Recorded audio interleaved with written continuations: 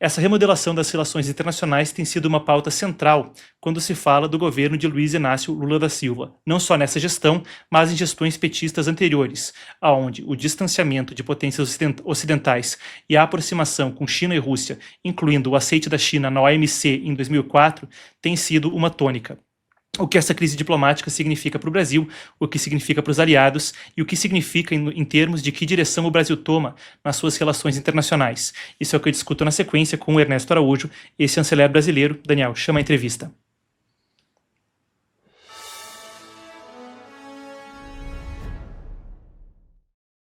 Ministro, bem-vindo, sempre um prazer te receber aqui no programa.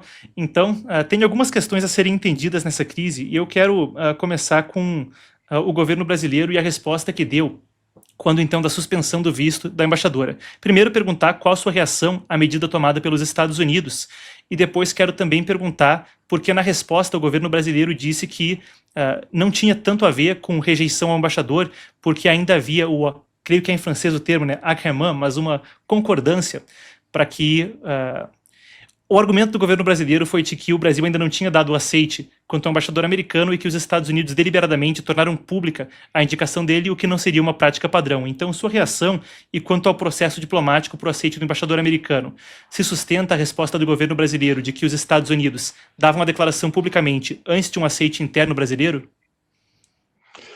Olha, Marcos, muito bom estar aqui com você num momento tão importante para a gente entender essa situação.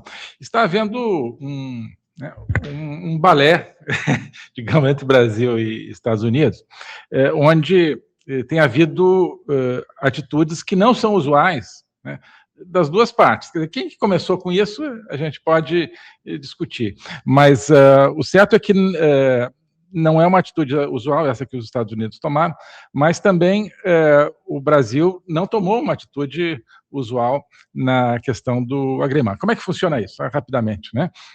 O país que vai enviar que quer enviar um novo embaixador para outro país, ele pede a concordância desse outro país com aquele nome, né? Então, ele pede o agrément, que em francês significa a concordância, né? Dará prazer ter essa pessoa aqui. Bom, em ocasiões anteriores, eu me lembro disso, quando os Estados Unidos pedia o agrément para um novo embaixador para vir para o Brasil concedia em menos de 24 horas, e vice-versa, né? No caso dos Estados Unidos. Então, o Brasil já estava segurando isso, o governo brasileiro já estava segurando esse agrément, acho que há 2 meses, né? Ou mais de um mês, pelo menos. Não, acho que um pouco menos de 2 meses, mas há muito tempo. Então, já estava claro que o governo brasileiro queria criar um problema com isso, né? E o que é muito grave, quando um país amigo manda um embaixador, supõe-se que você aceita aquela pessoa, né? Olha, claro, é alguém que é ligado ao Trump, claro, vai ser sempre ligado a alguém ligado ao governo que está no poder. Então, é um comportamento ofensivo, aquele que o governo brasileiro adotou, né? Por sua parte, o governo americano, eles realmente estão fazendo algo que não tem muito precedente, isso de você suspender, entre aspas, o visto de um embaixador estrangeiro, né? Normalmente, ou você deixa o embaixador ali trabalhar normalmente, ou então você o declara persona não grata, o que significa, na prática, em linguagem diplomática, uma expulsão do embaixador.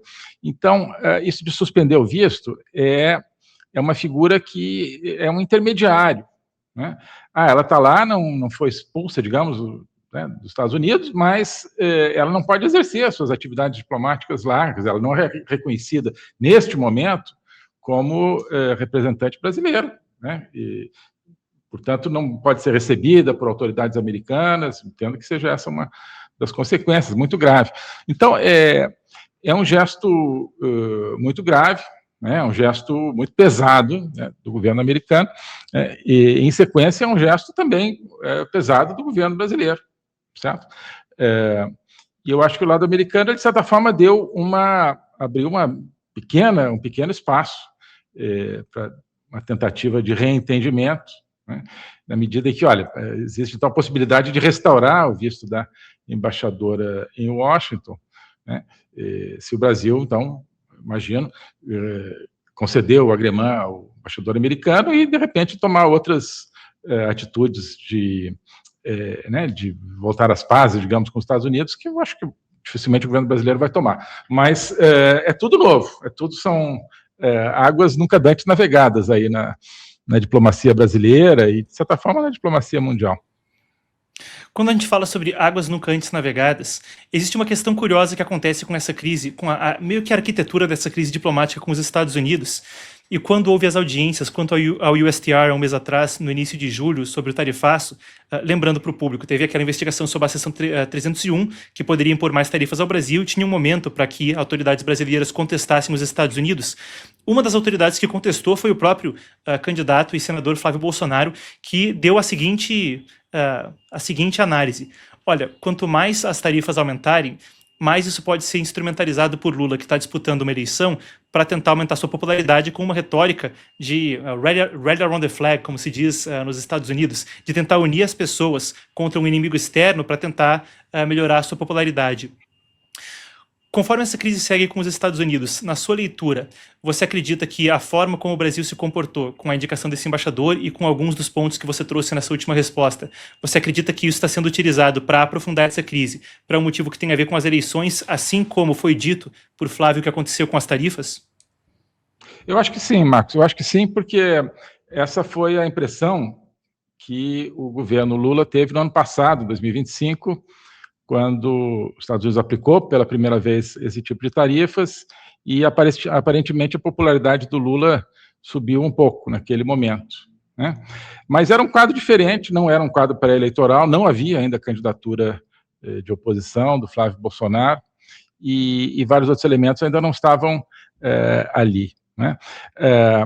Então, acho que um dos elementos é esse, um cálculo eleitoral que o Lula estaria tentando reeditar. Mas acho que isso não está se comportando dessa maneira, né? A gente vê as pesquisas dos últimos dias que já refletiriam esse tema das tarifas, e as pesquisas não são boas para o Lula, né? Ele ainda está na frente, mas com uma distância que vai diminuindo, né?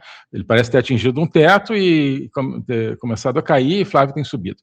Bem, então, isso é apenas, acho que, um dos elementos. Outro elemento, eu acho que é um rumo de curto prazo, um rumo de longo prazo, que esse governo brasileiro resolveu tomar, que é o rumo de inserção do Brasil no bloco totalitário China, Rússia e Irã, né? Eu acho que no começo do governo o plano era fazer essa inserção de maneira muito clara, mas, como ainda era o governo Biden nos Estados Unidos, em relação aos Estados Unidos, digamos, disfarçar isso com simpatias recíprocas aí entre a esquerda americana e a esquerda brasileira, e a adoção de um discurso simpático à esquerda americana em temas que eles gostam, por exemplo, o tema do clima, né? Nós estamos indo para o lado da China, mas no fundo a gente faz aqui a reunião do clima, olha só que beleza, né? Com o Trump isso não cola mais, de forma nenhuma, né? O jogo mudou completamente, agora os Estados Unidos estão também jogando um jogo de poder, como China e Rússia já vinham jogando um jogo de poder, né? Os Estados Unidos agora tem uma estratégia, como o governo Biden não tinha uma estratégia. E o governo brasileiro não reeditou, não reviu essa sua opção, né, que é de entrar no bloco totalitário, né?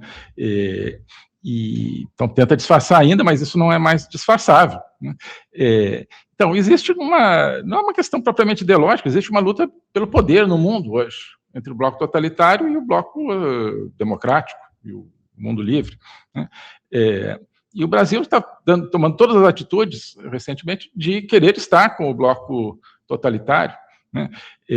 Não só de aproximação com China e Rússia, inclusive no tema nuclear, quer dizer, esse Patrushev que você mencionou agora, assessor importantíssimo do Putin, ele é um ex-agente da KGB, como o Putin, né? Depois da FSB, que substitui a KGB, mas é a mesma coisa, e vem, ou seja, uma pessoa altíssima dentro do regime, dentro daquilo que é o coração do regime, que é esse pessoal entre aspas, KGB, para discutir cooperação nuclear. Claro que eles vão dizer que é para, não sei o que estão dizendo, mas imagino que digam que é para fins pacíficos, mas cooperação nuclear com a Rússia, você já vê, né, uma possibilidade de militarização disso, me parece óbvio. Então, é algo que deixa muito claro esse tipo de opção. E isso, então, vem se repetindo, em relação à China também, em relação ao Irã, em relação a, enfim, terrorismo no Oriente Médio, assim por diante. E, ao mesmo tempo, o governo Lula não aderiu àquilo que é o principal projeto hoje que existe nas Américas, que é o projeto de combate ao crime organizado, né, através do Escudo das Américas. Não só não aderiu ao Escudo das Américas, como se recusou a, digamos, cooperar com a designação do PCC e Comando Vermelho como entidades terroristas, né, o que, obviamente, tem um impacto na possibilidade, na qualidade do combate a esses grupos. Então, em tudo aquilo que é vital para os Estados Unidos, o Brasil tem se colocado do outro lado. Não é que ele está neutro, né? Tem se colocado contra, né? Junto com o bloco China, Rússia e Irã, contra o projeto de combate ao crime organizado nas Américas, né? Não só contra os Estados Unidos, mas contra praticamente todo o resto hoje da América do Sul, né? Então, é outra dimensão aí, problemas com Milei, da Argentina, não é gratuito, é porque o Brasil também está do outro lado daquilo que o povo argentino quer, através do Milei, que é o combate ao crime organizado como prioridade. Então, me parece que tudo isso é o que explica, né? É uma adesão do Brasil àquilo que se opõe ao mundo livre, ao mundo do Ocidente livre.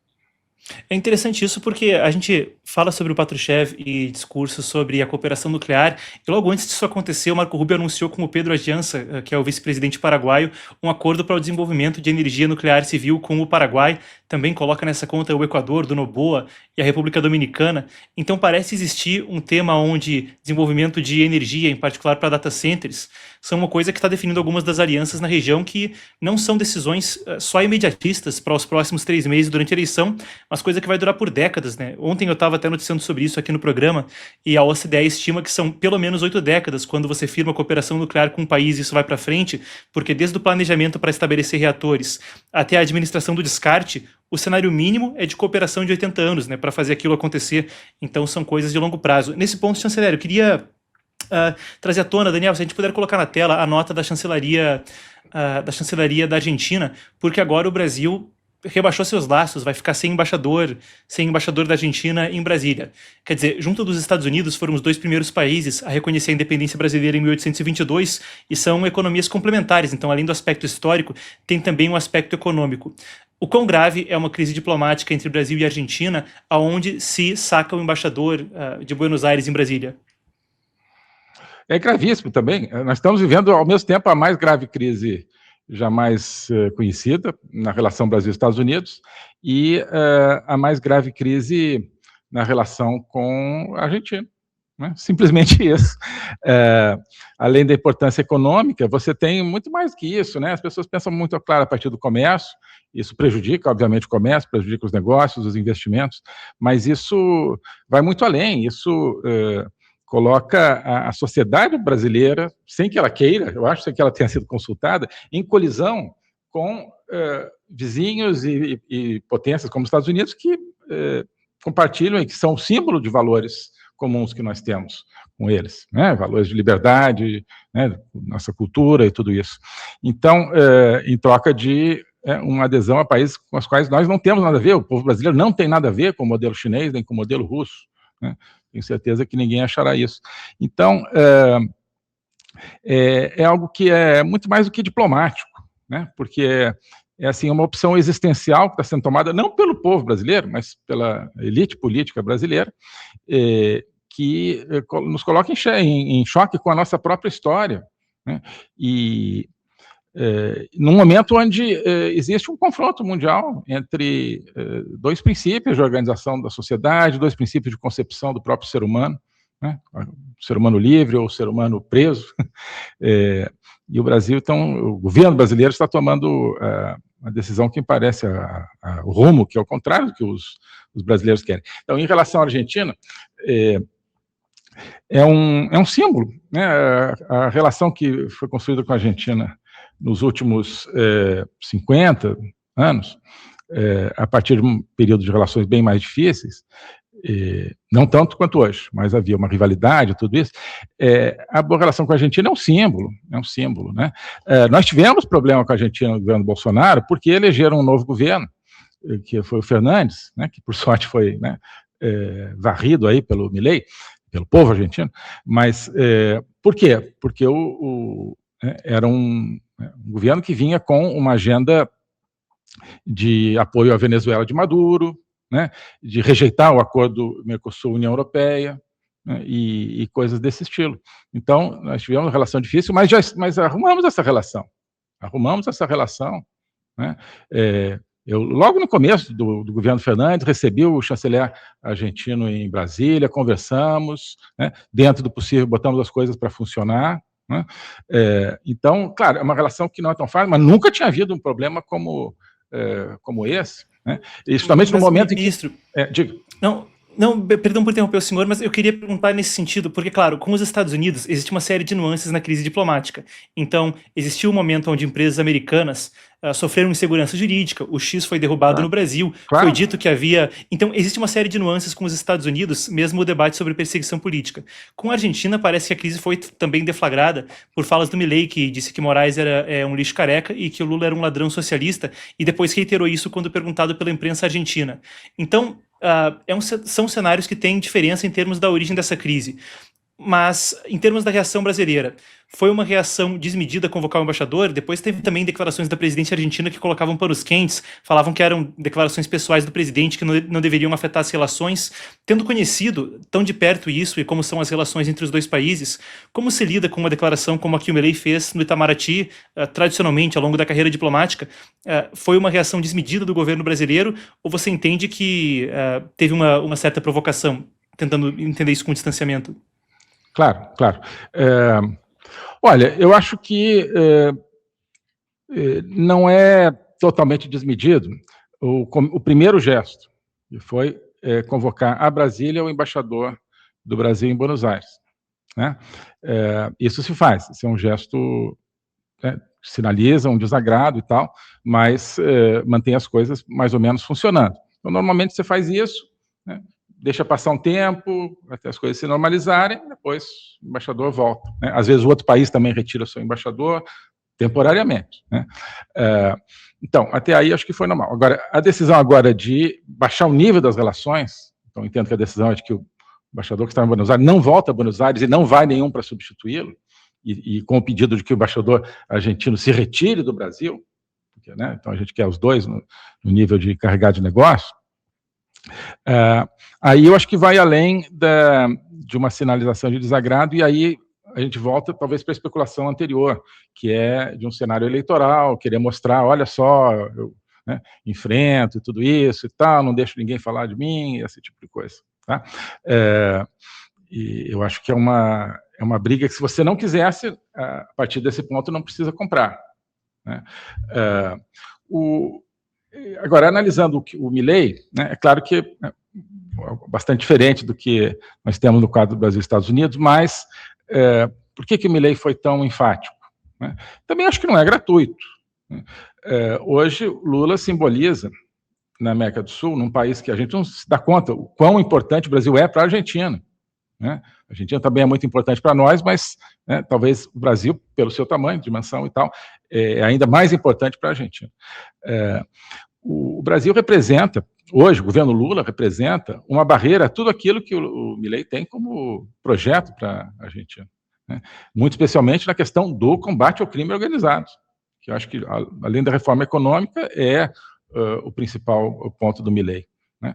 Porque ele e seu governo sabem perfeitamente o quanto o crime organizado, com sua associação, aquilo que eu chamo de criminal socialismo, né, tinha tomado conta de praticamente a América do Sul inteira. Né, e agora é a oportunidade de lutar contra isso, reverter esse processo.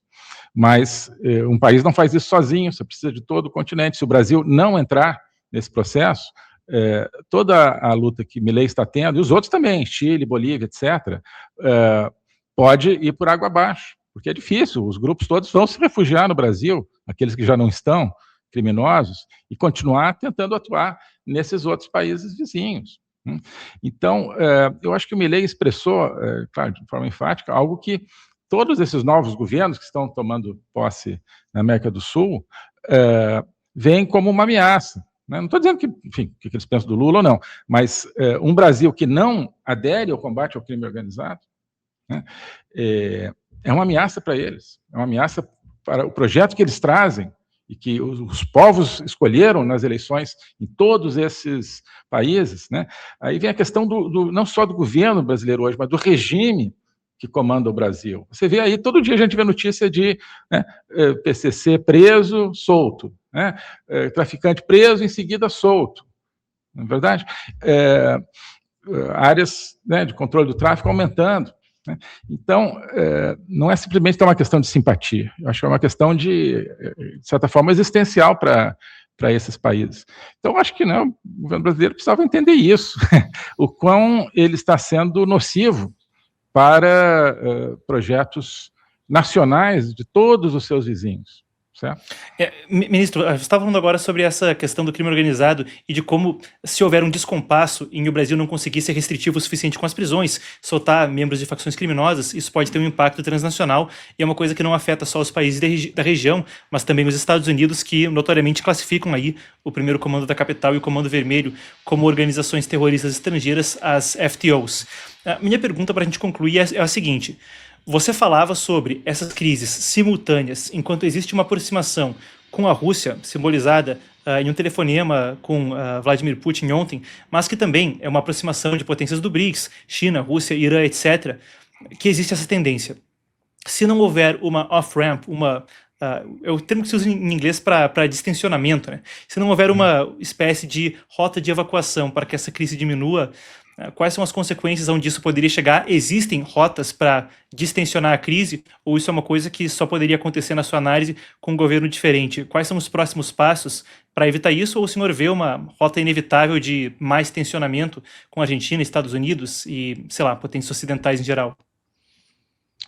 Olha, eu acho que uma solução realmente só com outro governo no Brasil, que tenha uma mentalidade compatível com o combate ao crime organizado, o combate à corrupção. Né? Vejam que o Flávio Bolsonaro hoje escolheu para ser o vice-presidente, candidato a vice-presidente, um parlamentar identificado com o combate à corrupção. Achei isso excelente, aliás. Enfim, um governo identificado com o Ocidente, democrático, e não com essa, né, essa pseudo-democracia censuradora que a gente cada vez mais tem. Eu acho que somente isso recomporá realmente, não a relação do Brasil com os Estados Unidos enquanto dois governos, mas a relação do Brasil com a essência da democracia, a essência do mundo livre, a essência da civilização democrática da qual a gente faz parte. Né? Então, com o governo atual, se eles quiserem, eu acho difícil que queiram, por causa da questão eleitoral, mas se eles quiserem, sempre tem maneira, né, de você encontrar com a sua off-ramp. Originalmente é aquele desvio assim na estrada para o caminhão que perdeu o freio na descida da montanha, né?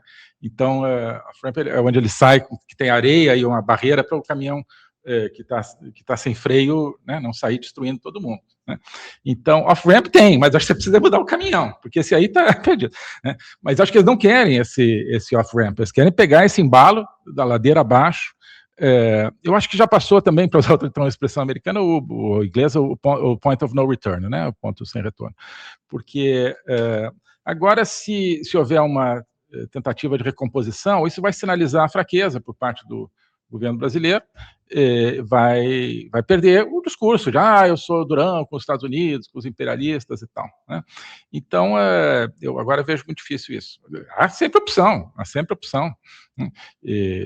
Diplomacia, quando você quer, você vai lá, vamos conversar e tal, você arruma as coisas se existe uma boa disposição. Eu acho que essa disposição não existe. Mas, digamos, voltando só rapidamente, mesmo que ela existisse, né, ela teria um limite muito claro, que é o limite da visão de mundo das pessoas.